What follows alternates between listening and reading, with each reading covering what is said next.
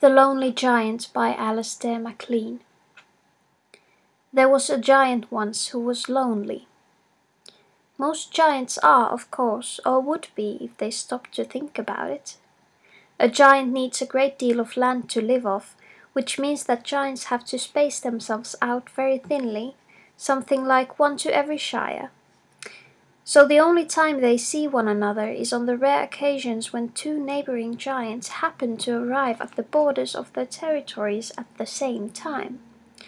When that takes place, they usually play catch for a time with a boulder, or have a game of hide and seek among the mountains. Then they go their separate ways. You can hear them shouting goodbye for miles. They don't think about this loneliness, however, because thinking isn't something they go in for very much.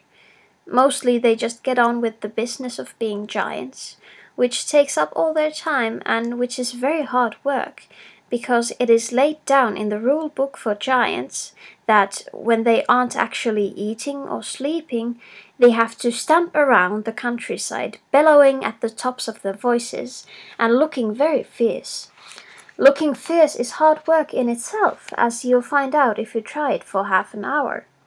You keep forgetting that you're supposed to have a scowl on your face, and you find yourself smiling at something. Then you have to start all over again. Being kept so busy means that giants don't have much time for thinking. When a giant does manage to get a few minutes to himself, he generally feels so tired that he just drops off to sleep. He sits down, first of all, with his back against the nearest hill. Then he opens his huge mouth and gives a huge yawn. Then he spits out all the birds that have got sucked into his mouth while the yawn was going on.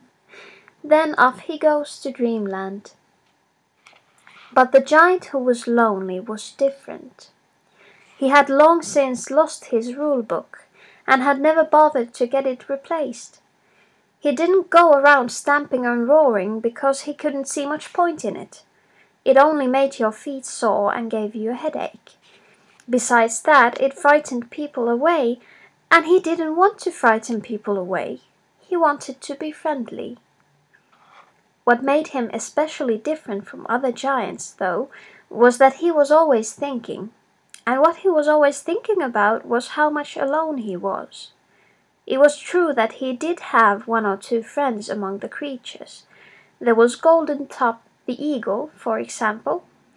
But the creatures, as a rule, weren't greatly interested in people, big or little, considering them a very limited species, incapable of running at much more than a trot, or swimming farther than a few miles, or flying any higher than 5 or 6 feet, and staying up any longer than 1 or 2 seconds, or burrowing underground, or carrying their houses on their backs, or anything really worthwhile like that. As for people, said Golden Top once to the Lonely Giant, whose name, by the way, was Agnes MacAskill, all that they are good for, whether they are big or little, and with very few exceptions, is making a noise, or making places dirty, or breaking things. And all that pink naked skin on them without a single feather. Ew! So all that Agnes got from Golden Top usually was a dip of the wings in passing. It was true also that Agnes did have 1 or 2 friends among the ordinary-sized folk. There was Morag Mathieson, for instance, the shoemaker's daughter. He sometimes had quite good conversations with her. But in order for them to talk, either Agnes had to lie down to get his ear to the level of her mouth, which usually struck him as such a comical proceeding that he burst into fits of laughter, or he had to pick her up and hold her to his ear, which usually struck her as such a comical proceeding that she burst into fits of laughter. It is difficult, as you will know from your own experience, to have a sensible talk with someone who giggles all the time.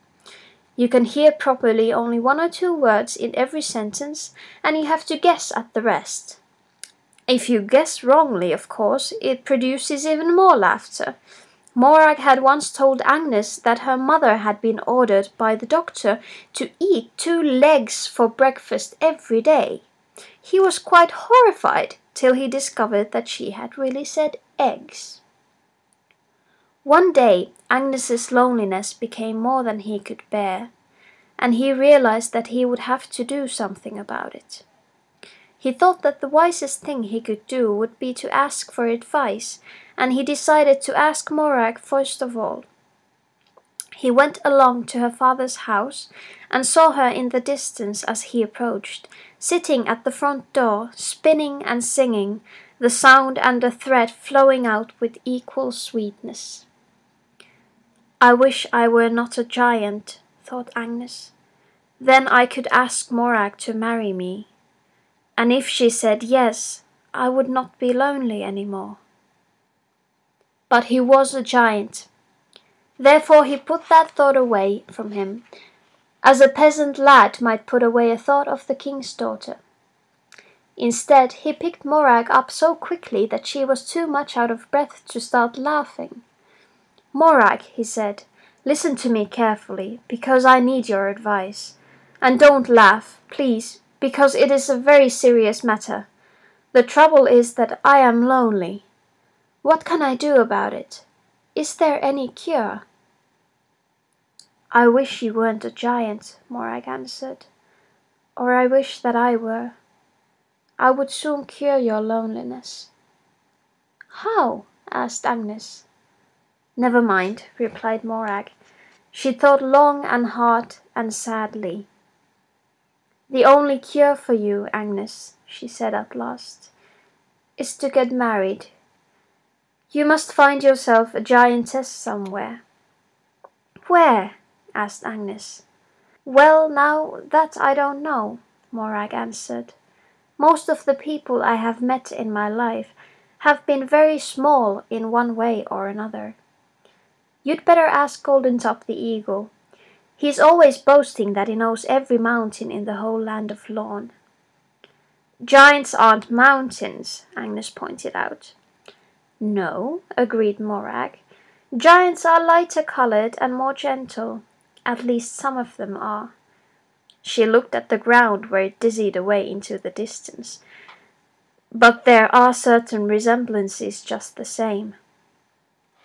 Agnes in his turn looked down at the ground.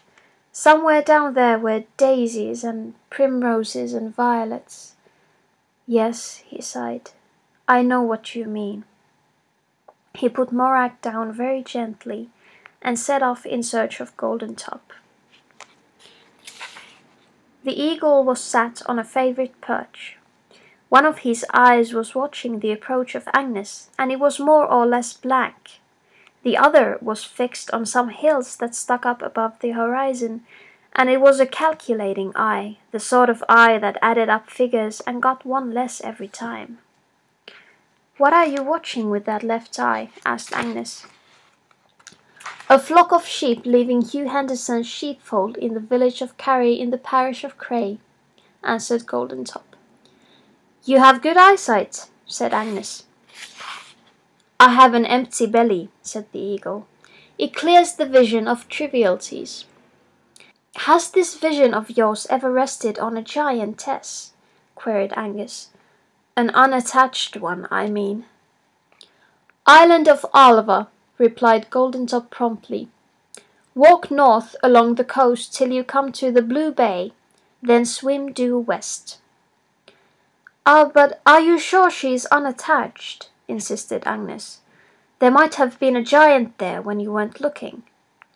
"Somehow I do not think so," remarked the eagle thoughtfully.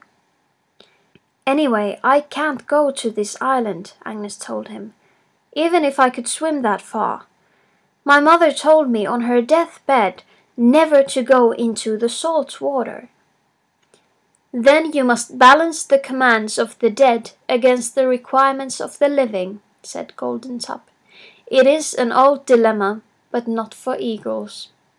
He left the perch and slid upwards, heading in the direction of the sheep. Agnes didn't know what to do. He decided that while he was making up his mind, he might as well walk to the Blue Bay. He had never been there, and it sounded like a pleasant spot. Besides, he knew that there is nothing like a good long walk for getting rid of sadness. It flows out of your feet into the ground, which of course is where it comes from in the first place, only it enters through your bottom while you are sitting down.